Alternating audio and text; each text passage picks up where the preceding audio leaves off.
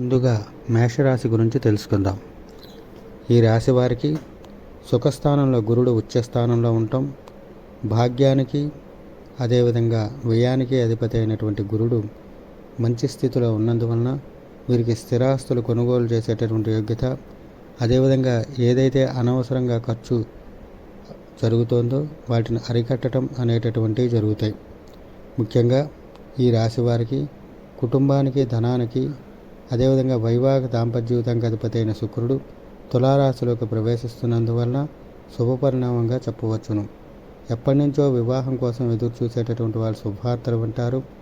అదేవిధంగా ధన సంపాదనలో ఇబ్బందులు ఎదుర్కొంటున్నటువంటి వారికి సరైనటువంటి ధన సంపాదన రావటం, ఈ రోజు నుంచి కుటుంబం దినదినాభివృద్ధి చెందటం అనేటటువంటివి జరుగుతాయి.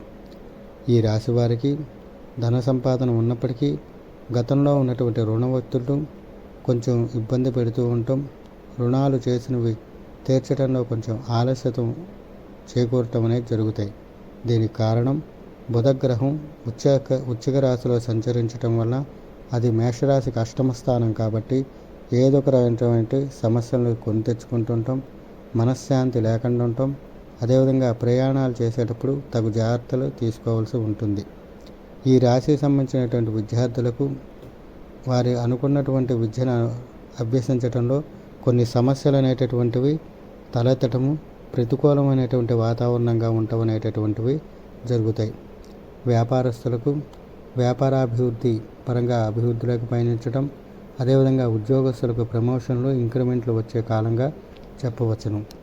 ముఖ్యంగా ఈ రాశికి సంబంధించినటువంటి వారికి రవి నీచ స్థానంలో ఉండటం, బుధుడు వృశ్చిక రాశిలో సంచరించడం వలన ఏవైతే అనుకోనటువంటి సమస్యలు ఎదుర్కొంటూ ప్రతి విషయంలో ఇబ్బందులు తలెత్తుతున్నాయో, శుక్రుడు 2వ తారీఖు మధ్యాహ్నం నుంచి ఏదైతే తులారాశిలోకి ప్రవేశిస్తున్నారో అది చాలా మంచి శుభపరిణామంగా చెప్పవచ్చును.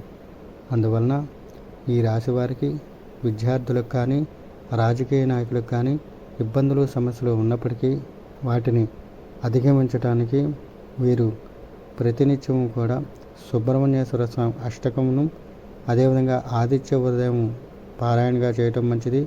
దీంతోపాటు సూర్య నమస్కారాలు చేయటం వల్ల వీరికి ఉన్నటువంటి సమస్యలకు చక్కటి పరిష్కారం అనేటటువంటిది లభిస్తుంది.